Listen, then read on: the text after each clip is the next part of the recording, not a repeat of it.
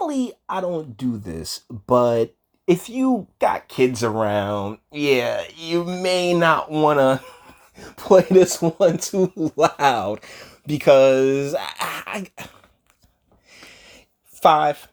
You've been warned. Five, four, three, two, one. I've never imbibed a penis, so I don't know. It seems as if there's something that happens when you partake in the penile that your logic, your way of thinking, it just, I guess, becomes feminized or something like that. There's a bit of femininity that like mixes in and interacts with your biological makeup.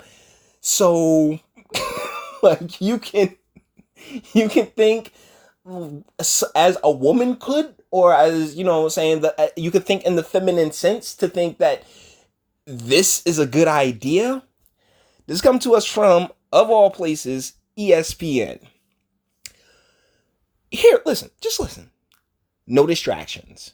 An NFL veteran opens up on his sexuality, automatically becoming a distraction. That is woman logic, guys. I'm sorry. That is woman logic. Nah, I ain't gonna be no distraction, but hey, guys, I like penis. Like, come on, man. Come on. Seriously.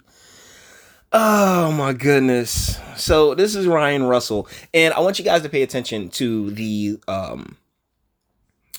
to the little quote at the bottom. Ryan Russell reveals his truth. Oh my goodness. And like I cannot stand that that framing, that phrasing that people like that. I'm speaking my truth. I'm speaking this truth that is true, the truth that is true to me. Like, no, there is just the truth, okay? Plain and simple. And with a cut like that, yeah, I think we all know where this is going. Ryan Russell, as told to Kevin Arnovitz? I don't even know who that is. Ryan Russell is a 3-year NFL veteran. He was drafted by the Dallas Cowboys in 2015 after a successful college career at Purdue. He played 1 season with the Cowboys and 2 for the Tampa Bay Buccaneers. He started 7 games for the Bucs in 2017. This is his story in his own words. And so we're about to read this, guys. Let's go. In early August, I met with an NFL team that was interested in signing me as a free agent for the upcoming season. This was a big moment for me because, other than the love for my family, playing football again in the NFL is my dream. The team invited me to meet with their front office and members of their coaching staff because, even though I missed all of the 2018 season after suffering a shoulder injury in 2017, I feel the organization believes I have the skills and character to contribute to their success. What they know about me, they like, but there is one very important detail about my life they weren't familiar with. I wonder why. Maybe because it doesn't freaking matter? I mean, yeah, I'm gonna do what I do with everybody. I'm cutting them off. Deal is that your sexuality and your job are 2 different things. Guys, my job knows absolutely nothing of what I bang. Like, they never seen, never heard anything like that. Why? Because it's none of their business. They are paying me to do work, right? So thusly, your sexuality has nothing to do with your work. You went all through Purdue, fine. Your first 3 years in the league, fine. You were out of the league last year, so there's no team. And what team was this? I'm very curious. Because notice it's like the same thing with the Carly with the Carly Lloyd video. She just said, oh, a team, a couple teams, they reached out, they wanted me to kick in their preseason game, to not what she say, to not what she say, what I said was so that their kicker could not get the reps in. Come on, let's be real. My performance in the interviews and workouts was first rate, according to you. Coaches saw that I still have the kind of speed and agility to pressure quarterbacks that prompted the Dallas Cowboys to choose me in the 5th round of the 2015 draft and enjoy 2 successful seasons in Tampa Bay. Okay, Tampa Bay, I mean, It's Tampa Bay. I guess we all have different measures of what success is, right? Execs and I discussed the legacy of the organization and the culture they are trying to build to achieve success at the highest level. Who did you speak to? I mean, these people should have names. Though the team didn't ultimately need my help at the position, I feel positive about how I presented myself that day. A hardworking, coachable, accountable, and trustworthy player whose priorities are in the right place. I've never felt more confident that if I continue to train and value the right things, I can add to the winning culture of an NFL team. Yet here you are in ESPN talking about your sexuality, you automatically use bringing that spotlight upon yourself and garnering yourself that type of attention. Because the NFL is waning in popularity right now, so they'll try it. I wouldn't put it past somebody actually trying it. But once again, the one thing about sports that we generally forget, I assume, is that it's a meritocracy. You know, if you're good enough, you'll be you'll play no matter what. Damn it. Like Aaron Hernandez was playing under trial. Kobe was playing under trial. Everybody plays under trial. They're like, yo, until you are behind Mike Vick, until you are behind bars. If you are good enough, you will be playing. But for all the encouraging feelings about the visit, I do have one strong regret that has inspired me to make a promise to myself. This is the last time I will ever interview for a job as anything other than my full self. Out of love, admiration, and respect, I want the next team to sign me, valuing me for what I do and knowing who I truly am. They don't care who you truly are. They want you to just be able to get to the quarterback. That's it. Have I lied to teammates, coaches, front office executives, and fans about who I am? Not exactly. But withholding information is a form of deceit. That is such a woman idea. That really is. I mean, that just drips with gynocentrism and estrogen. The deal, because I, as a man, I've been caught in this situation before where, you honestly don't tell her everything. Like, you can't, she don't want to know everything. You don't tell her everything. The females only think they want to know everything, but they know that knowing everything is an impossible task. But ultimately, it's just like, bro, some things are best left, and that's just within the confines of a relationship. When it comes to work, shit, that's even deeper. Cause hey, man, we here to do the job. Let's do the job and be on our way. Let's get paid. Be on our way, plain and simple. And that line, because I've run across it so many different times throughout the course of relationships. It's like, no, it depends on the information is, and it depends on who's doing the withholding. If I'm doing the withholding, it's perfectly fine. But if she doing the withholding, like, oh, that baby ain't yours, or, shoot, like, oh yeah, it's just crap like that, which I haven't run across, but still, no matter what it is, it depends on who's doing the withholding, I assume. And I went to the next part of my career and life, steeped in trust and honesty. During the season, you spend more time with your team than your own family. Truth and honesty are the cornerstones of a winning culture. My truth is that I'm a talented football player, a damn good rider, a loving son, an overbearing brother, a caring friend, a loyal lover, and a bisexual man. You really hyped yourself up. I mean, you're really feeling yourself, aren't you? I mean, today I have two goals: returning to the NFL and living my life openly. I want to live my dream of playing the game I've worked my whole life to play and being open about the person I've always been. Those two objectives shouldn't be in conflict, but that's the thing, they're not in conflict as long as you just shut the hell up. Like, seriously, it's like, that's the thing about, if you want to make it normal, then act like it's normal and stop acting like it's, oh my goodness, hey, yeah, oh, I'm so gay and I need to come out to class. You didn't know it's like, yo, look, if somebody happen to see you pecking your boyfriend, it's not going to be no big damn deal. No one's going to care. It's just the fact that you the one that's hyping it up here, bruh.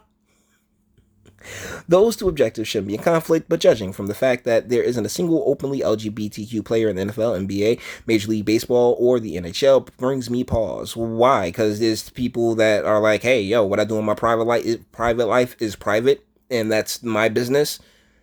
because that's what most of us tend to do. Shoot, like yo, like I mean, you could look around the room and one of those people probably have a foot fetish. Do you care? Do you want to know? Heck no. It's just like yo, that's your thing. That's your thing. Enjoy.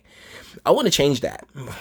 Of course you do, because you would love an NFL paycheck. Shit, I'd love an NFL paycheck. For me, for other athletes who share these common goals, and for the generations of LGBTQ athletes who will come next. Why everybody trying to do things for kids, man?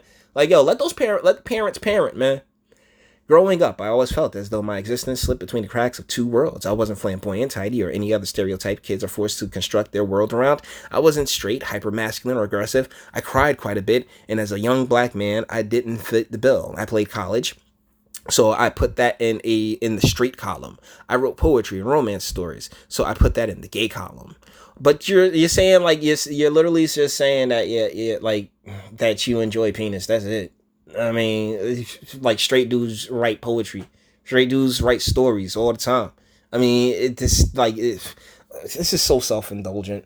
Over time, I came to build two worlds. There was football, the drive to play at a professional level, a place that catered to my competitive instincts. Football was a world of opportunity where if I performed well, I could earn a scholarship, support my family, and build a life for myself long after I stopped playing.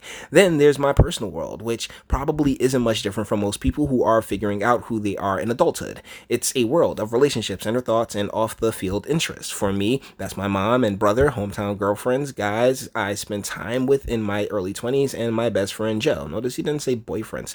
A teammate from Purdue who died last year. It's my poetry, my bouts with depression, my love of Tarantino films, and my passion for Hemingway. For me, the beauty of life can be found in a simple walk on the beach, the thrills of traveling to new places, and the savoring of delectable cuisine. I attempt to capture life between the pages of my journals, and sometimes the words are the truest form of soul. Pursuing a career in the NFL is such an intense challenge that I began to compromise my personal world. And, well, that's a thing. That's it with any profession. What are you talking about? That's with any profession. Like, you don't become a CEO by having a perfect personal life. Have you not seen a Tim Allen movie? Jesus. And my personal happiness. Though I confided in close friends and family and gave myself permission to date both men and women discreetly, I deprived myself the basic privilege of living an open life. That meant I had to be strategic and cautious about meeting guys or getting involved with them during the regular season. It also meant that even though I was building important friendships on my team, I couldn't be authentic or honest about who I am or what was going on in my life. I wasn't fully present in the locker room. Being an NFL quality teammate takes more than just excelling on the field. It comes to common trust built by knowing who your teammate is, physically and mentally fortified.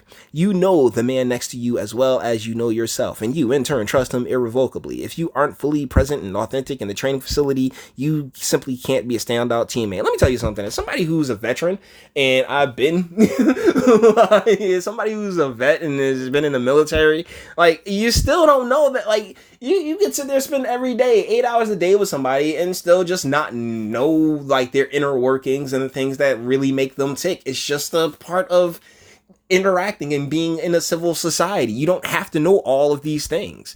Shoot, after my first season, a well-known blogger messaged me. He had come across an Instagram story of a man I was dating that included a quick snippet of me in the background. Even though the man and I were never in a post together, the dates, times, and similar locations were enough evidence for the blogger to deduce that we were an item. The blogger could have revealed I was in a gay relationship. My professional world and personal world were colliding with me, caught in a cataclysm. I panicked, then wrote back, reminding him that there were implications about his actions he didn't fully understand. If the blogger outed me, I was sure that would kill my career. One that was supporting not just me, my mother, and my grandfather. He'd eradicate a childhood dream that was once a product of years of work and sacrifice. After hearing me out, knowing what that blogger told me, that he would grant me this favor, but that I should be more careful.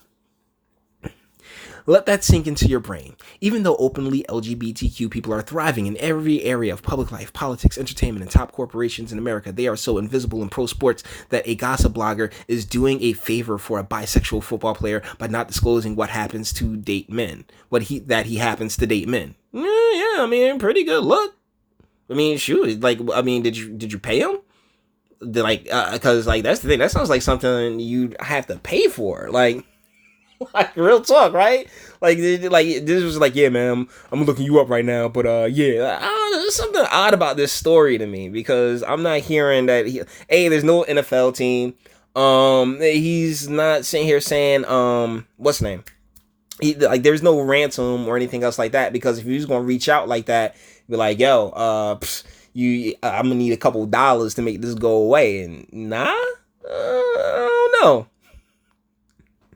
In nobody's world should being careful mean not being yourself. The career you choose shouldn't dictate the parts of yourself that you embrace. Nonsense. That's the thing. I mean, if you a prostitute, right? I mean, like, the career you choose, totally, like, work and life aren't but so different things, you know? Like, come on, let's be real. Particularly when you spend long hours at your workplace, and like, yeah, you have that kind of you have camaraderie with those peoples, but guess what? At the end of the day, you go home. Like, you do go home, and you know, who knows what the heck, they might be beating their kids. Who knows what goes on when it comes to the next person up. Until recently, I didn't love myself enough to live openly and honestly. I was ashamed of who I am. I prayed countless nights for God to take away this part of me. I was ashamed to love women because I knew I also love men. I stayed up so many nights in fear of being found out, in fear of the professional sports world would reject me for the way I was born. You really, I mean, is it what, 2014, 2015? Nah, you could have came out. It was, I think that was probably the time to come out while you was actually on an NFL team. Like, really, I lied to myself every chance I could. I looked in the mirror and lied. I got into relationships and lied. I woke up every morning and went to sleep every night lying about the fullness of my soul. Yeah, everybody lies to themselves. I'm not even gonna lie. See? Me too. During my first few seasons in NFL, I rationalized my fear because it was easy to convince myself that hiding who I was made the most sense. The competition is so stiff to stay in the league that any small mark can lead a front office to choose another guy for your job. Whether you're gay, straight, or bisexual, you're always making sacrifices for the sake of your career. Whether it's not going out during the season or working out during your downtime, for me, not publicly acknowledging my sexuality became one of those sacrifices. Just one of the hundreds of little interests or passions a pro athletes puts off until their playing days are long gone. Yeah, because shoot, get that money, my man. Secure the bag. But after my departure from the Dallas Cowboys, confiding in a few loved ones about who I am and getting a new chance to play for the Tampa Bay Buccaneers, I started feeling the freedom of transparency, even if it was small at first, and the fear of people finding out and rejecting me slowly dissipating. Being more comfortable in my own skin made me a better teammate. I was able to play and start at the highest level in the world, and I felt like I belonged. With football, no matter the topic, there is criticism and scrutiny. I took on the mantra, if you don't know me personally, I don't take what you have to say personally. That's okay, there you go, good enough for you. I began to apply the same idea to outside opinions of my sexuality. My third season in the NFL was my most successful. I played 14 games for Tampa Bay, started 7, and had 2 sacks. Okay. Wait, you started 7 games, you had 2 sacks, and that was your most...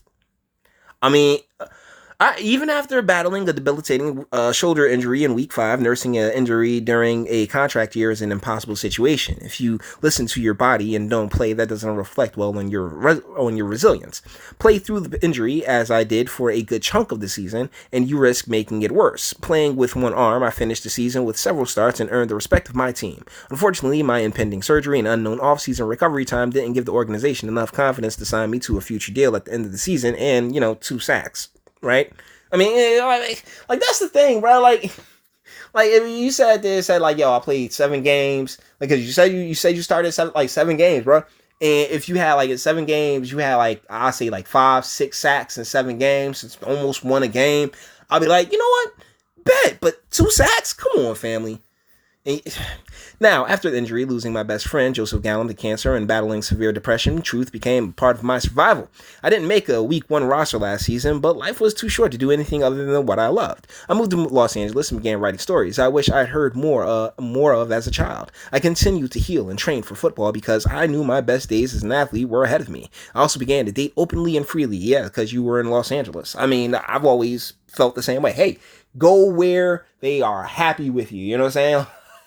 Go where it's accepted, right? Like, if you love pot, move to Colorado. If you love corruption, come here to Jersey, So, I mean, shoot, that's all good, but In many ways, the past year of my life has been the most fulfilling, even if I wasn't able to play a snap in the NFL. I guess I always knew that healthy romantic relationships, supportive communities, and being in meaningful hobbies make life more purposeful and less stressful. But until I started existing day to day in that kind of life, I didn't realize how true it was. You moved to LA where anything goes by all, like, and then you like really bring God into it too. Like, yo, you move to Sodom and you're like, oh yeah, like that, totally. Oh man, this is perfect. That brings me to today and the biggest challenge yet. Can I bring these two worlds together? Can I take all the progress of my personal life over the 12 months and combine it with the professional success that I've experienced this previous year? Can I unify my separate professional and personal lives into a single one? Well, deal is that if you were that damn good, that quote unquote team that you that you practice for would have signed you now, wouldn't they have? I don't believe this is a big ask in 2019. I can tell you from experience that as long as a teammate contributes to success on the field and in the locker room, NFL players aren't concerned about who their defensive linemen date. I've never been suspended or distracted from for my conduct off the field. The NFL is a multi-billion-dollar entertainment entity with the power to create working conditions that allow LGBTQ people to perform their jobs like everyone else. NFL teams who worry about the distractions that could come with additional media coverage have skilled PR professionals who understand that there are bigger issues on Sunday afternoon than a quarterback being asked, what's it like having a bisexual teammate? But the deal is just that, are you good? Like, that's the thing. Yeah, those 2 sacks ain't helping you, bruh. Like, I'm sorry. Like, because I can't help but feel that there's a discrimination thing that, like you're trying to, like, lay the groundwork for some type of discrimination, bit. And, 2 sacks. There are a lot of problems in the world and a lot of issues facing the NFL, and I can say with confidence that LGBTQ players having the comfort to be themselves, date who they want, share parts of their life with friends and teammates will not rank among those issues. I witnessed college players come out, one of whom was drafted afterwards, along with, so we must be talking about Michael Sam, along with NFL vets who have come out after their playing days are done. Yeah, because guess what? They had a job to do. I watched all this happen with a combination of hope and anxiety, feeling as though my existence once again lay between 2 worlds. Nevertheless, I know now truth is survival. Really, girlfriend? No, my man. Eating, sleeping, the having access to food and shelter. That's survival, okay? This guy, yo. This is what generations have done, man. This is what generations of I don't even know what his home life is, but I don't know, man. Check the lineage on this cat. Okay, I know now truth is survival. And that we cannot survive in this world without vulnerability and love. No, you can't survive in this world without food, water, and shelter for the cold. Also, the best version of myself, the best partner, the best friend, the best teammate is one that's open and honest. Next, it will be a signed player, then a Pro Bowler, and then a Super Bowl champion who braces who he is publicly. Okay, so, I mean, exactly what are you adding here? Because you're not in the league, Mr. 2 Sacks. I feel as though this could be a step toward that future. For myself, I'm not looking to be a symbol or a media star, yet you wrote this. I just want to play ball for a team that knows me off the field and values me on it. I want to encourage teammates to be the same people they have always been. I want us to remain as close as... Wait a second.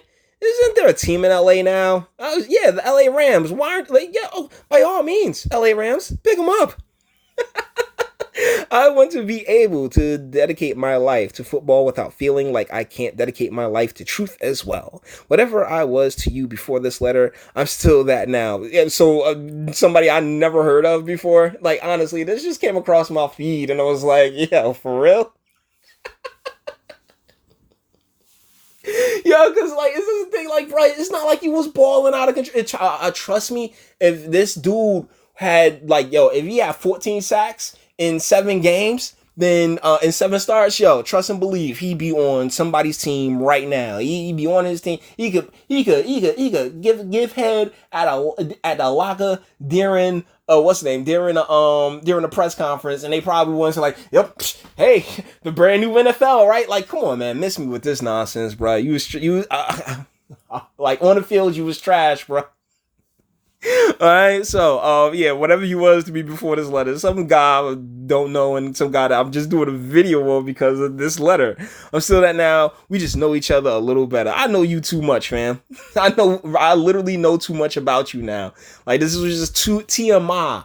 This was TMI, Mr. Russell, on the first encounter, first and only encounter ever. Come on, man, miss me, bruh. You had 2 sacks. You wasn't popping, bruh. Like, oh, it's a successful season. Hey, he was in Tampa Bay. I'm like, was that a playoff season? I don't know. I can't quite recall. But then you're like, yeah, I had 2 sacks and like 7 starts. I played all the games too. Like, bruh. Oh no. I moved to LA, and now I'm just shit. I'm just drowning in people. I'm just drowning in flesh. Come on, man. Miss me, bruh. Miss me. Oh my goodness. This is so funny. It really is. Because this is just the epitome of female logic. No distractions. An NFL veteran opens up on his sexuality, which automatically would just make him a distraction the second he walks in the what's name? The second he walks into the into the building, into the moment that he leave. And that's because he wants that type of attention. And the deal is that when it comes to work, that's the thing about masculinity. Masculinity is about getting the job done. You know, like that's what true masculinity is. We got something to do. We have a mission to accomplish. Let's accomplish that shit and knock it out. As far as all this extra shit, like, yo, as far as razzing and jokes and all these other things, they're jokes. Like, as long as no one's like physically getting assaulted or beaten up for what they decide to do with their junk, man, we all good, bro. Like, for real. But this is just an attention grab, man. This is terrible. And I gave it to him because this is easy to see. ESPN pushes this, man. They used to be the worldwide leader. Now they're just the worst, okay? Like ESPN is just awful now, man. Shoot.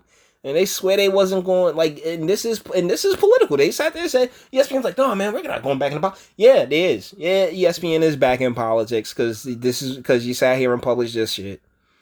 This attention grab, this, hey, yeah, come on, guys, come on out in the NFL where you have a job to do. Like, that's the thing. There's a difference between the personal and the job. And they can come out afterwards because, guess what? The job's over. They're part of the job's over. But that's not, but, hey, I want attention. I want to be a distraction. I want all eyes on me. That is more of the feminine energy. And it is just like, whew, saturated and marinated and in the grill, cooking to perfection at this point, man. Jesus. So with that being said, we're going to bring this one to an end. All the internet stuff. If you liked it, toss it a like. Dislike, go ahead, do that too. I ain't scared of you. Sub if you enjoy my fantastic voice and you want to get videos like this every single day. Share because sharing is caring. And YouTube, bitch you I don't know. And speak. Let me know, what do you think in the comments? Was this anything more than just an attention grab? And, yeah, I fell for it, but ESPN fell for it first. So, it is what it is. Let me know what you am I a homophobe? Oh my goodness, you're so homophobic, Jay. Like, I'm not a damn homophobe. I ain't scared of shit. So like I say at the end of every video, I ain't scared of you. Alright? So with that being said, let me know what you guys think in the comments, and until the next one.